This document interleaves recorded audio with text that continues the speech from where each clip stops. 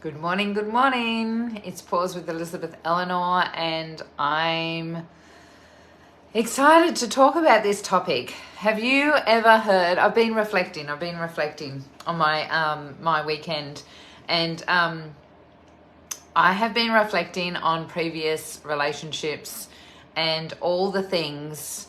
I've got a webinar coming up on Tuesday night called Rewire Your Heart for Love, and one of the processes that I do is energetically align with what that means. And so I want to ask you a question. Have you ever heard your partner or someone say to you, "You're just like your mother," and it really pisses you off, right? If you're here watching, I'd love for you to say hi in the chat and let us know where you're watching from. And if you're watching the replay, please put hashtag replay. I love to be able to interact and connect with those that are in here. And so, I remember when I used to hear that. In fact, one of my first relationships, he would say that just to piss me off, right? He knew how much it hurt me. And so that was one of the things that I was desperately wanting not to do, is to be like my mum, because I didn't feel like I grew up in a really healthy environment. I was the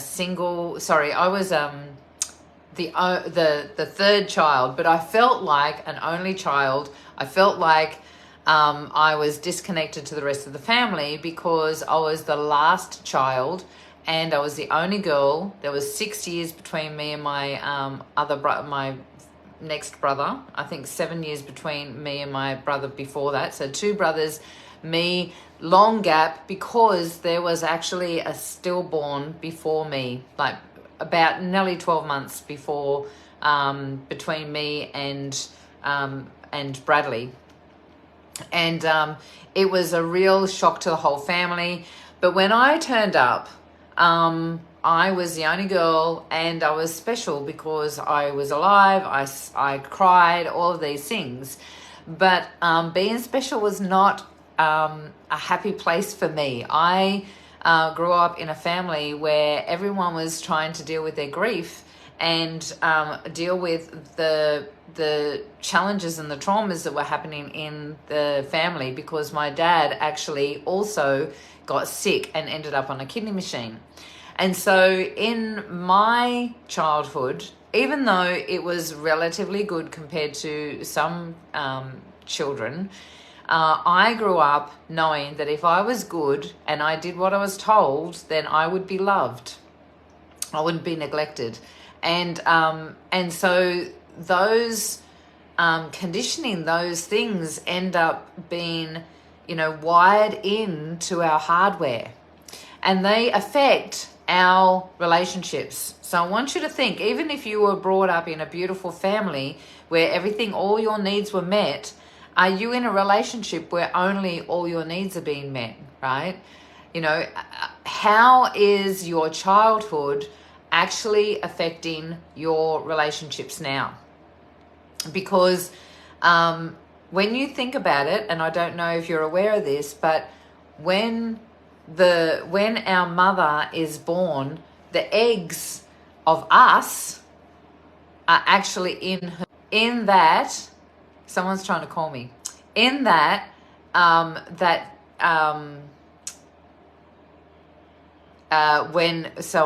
lost my train of thought. So the eggs that actually are part of who you are, right, are in the womb of your mother when she is born. So technically, in a way, you and your genetic makeup were actually in your grandmother. Pretty freaky, right? Pretty freaky to think about the fact that those genetics are actually all playing out. And so whatever was going on for your mum while she was pregnant with you, the fluid, the liquid, the beautiful water that we were being incubated in, that was imprinted with all of her beliefs, her emotions, how her day-to-day activities, you know, what she was thinking, what she was doing, what she was interacting with, the people that were around her. All of those things are being imprinted into you while you're in the womb, right? And so those conditioning, those beliefs, those emotions, and also the ones from your grandparents, they also have the same imprint on us. And so who are we in a relationship? What part of us is actually in the relationship that you're in now, or the lack of relationship that you're in now? Because all of those thoughts, beliefs, emotions, are they really ours? Or are they the beliefs, emotions, and limitations of our parents and our grandparents? And who knows how far that goes, right? Because from an epigenetic point of view, we actually have this frequency imprint from generations past. And they say that it's, you know, at least 7 generations that they're being able to reach and study to discover. So I remember the things that were happening in my family and the imprint that created in my being. If I was a good girl and I looked after the family and I didn't, my brothers were pretty wild and, you know, turning into little boys that were wanting space and wanting to be seen. If I was not seen, if I was quiet and I didn't cause waves, then I would be loved. And so I look at that as I've been reflecting, because I've got this webinar coming up. I'm looking at that and looking at the relationships that I had from, you know, the very first relationship was the same. When I first met that guy, I remember sitting out in, we weren't going together yet, but he asked if I wanted to go to a party. My dad had just passed away, and I was only just getting to know Mum, because Mum was constantly working in her own business. Now, I saw that as neglect, right, at the time. Now I see that she was trying to survive and raise a family, right? The things that change, the impressions that you have as a child, and as you reflect as an adult, you get, oh, is that what was really going on, right?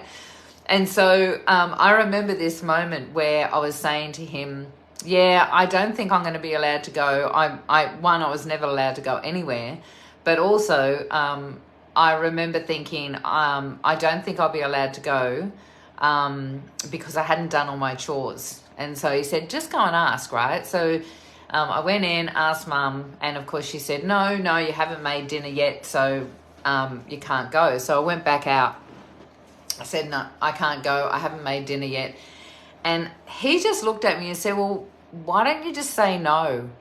And I distinctly remember this moment of like, huh? Oh my gosh. So I'm 15 at the time. And I remember going, I can say no. And like, it was like seeping into my body. And then this awareness of like, oh shit, that's what my brothers have been doing all this time. And it was a huge awareness that I had a choice. Because before that, I did what I was told. And my mum tells people to this day, from 15, like 0 to 15, she was an angel. And then everything happened and she collapsed time and became, you know, hell on water in a very short period of time. Because somewhere along in that awakening, I realized that I could say no. But what was really interesting was because the depth of that conditioning, the depth of you've got to be a good girl, you've got to do what you're told, you've got to step out and not be seen, not be heard, not be, have a voice, all of those things. So I was very repressed, whether it was conditioning or not. I actually, was repressed as a child. One of the things that, as things triggered me, I would shrink inside. Now I know that that's different for some people, because some people actually go into aggression and powering over things to get their needs met, right? Mine was the opposite. Don't be seen, don't be heard, retreat, turn into a ball where no one can see you, right? So when I had this moment of I can say no, I started rebelling against my mum. And so I just started saying no. But it was very interesting because I didn't take that into relationships. The relationship that I was in, I then was still keeping that pattern. If I do what I'm told, if I'm a good girl and I look after the needs of this guy, then through that I will be loved and appreciated, and I will not be rejected, right? So I still didn't say no in that relationship. It wasn't, we were together for 10 years, and it wasn't until I started having children that I recognized that the patterns of behavior and the things that we were doing were not conducive to a healthy mothering of these beautiful children that I now had responsibility for. And I finally got the courage to say no, and I moved on, right?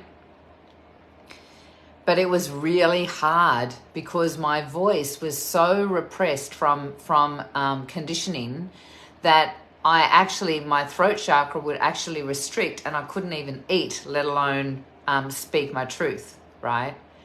And so then, you pulling these out, and this is a really important point, ladies, because if we if we have the opportunity to look at our patterns and our conditioning and how those things from our childhood have affected who we are now, and we work on it and release it and clear those limitations, if we don't take that opportunity when it presents itself, as we mature, as we get older, you look at people, generations prior to us that had didn't have the opportunity for this self-awareness. It wasn't part of their collective consciousness and generation. And so you look at your parents or your parents' parents very much stuck. Like there's the few that have, were the rebels and the quiet achievers that awakened and were part of the awakening of who we are now. But in general, most of that population have still got really rigid thoughts, beliefs, emotions. And it's because if you don't regulate those now, if you don't bring that self-awareness now and move into shifting that, as we mature, as we get older, our neural pathways get so wired together that that conditioning just becomes totally cemented, and we lose that opportunity for that growth, right? It's very aware, there's a lot of evidence out there of that patterning still being in the older generation, right? So I want you to think about your past and your parenting, and look at what are the behaviors that you're having now. Are you like your parents? Are you like your mother? Are you like, I'm just going to see, sometimes you can see comments and sometimes you can't. So I can't see comments. Are you actually, there's some comments. Hey, Sandy. Hi, Melissa.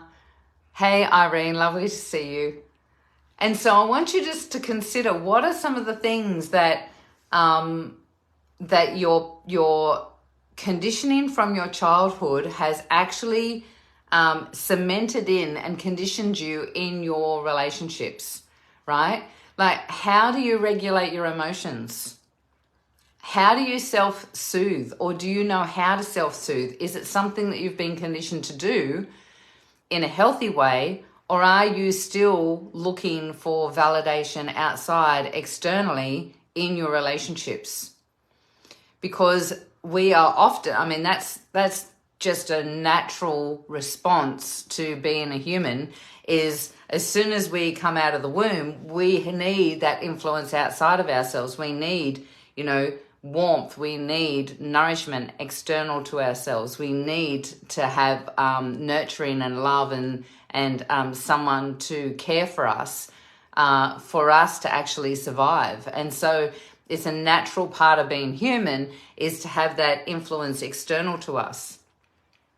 However, when we get a little bit older, we recognize that actually we can self-soothe, we can regulate our own emotions. So what sort of conditioning have you got? Are you someone that powers over? Or you go into powerless behavior? Have you learned how to stand in your own boundaries? Have you learned how to reflect and be empowered and not power over somebody else, or get triggered by somebody else's beliefs and emotions and political views or whatever it might be, right? And how does that link in to what what it was like growing up for you? So I want you to think about all those things. Take that moment to pause. Spend this week reflecting on looking at your behaviors and what is it that you're doing and how do they relate back to your childhood. So I've done, personally, I know that I spent, when I left that relationship, I spent 10 years really deep diving into myself, getting to a place where I felt like I had a voice, understanding what my boundaries were and being able to speak that and express that for myself, not just to other people, but to myself, understanding that, right? And then there's these deeper levels, right? There's all these other layers. And here I am, 50 years old, and found another one that if I hadn't have found it, I would not be in this beautiful relationship I'm in now. Because the wounding from my father, not his fault, but, he died when I was 15. Here I was, finally, after clearing so many layers, finding my boundaries, expressing my truth, understanding my heart, clearing, rewiring all of that pain and wounding from my childhood, really stepping into my empowerment and being a strong woman, right? Independent, self-led, owns a couple of businesses, living the dream in my own way without the partner. Everything was going well except for the partner part, and I didn't need a partner. In fact, that's one of the things that was so beautiful about meeting Tim, was I didn't need him. It was that I wanted someone to spend the rest of my life and have fun in this, empire that I'm creating, and I just had a phone call.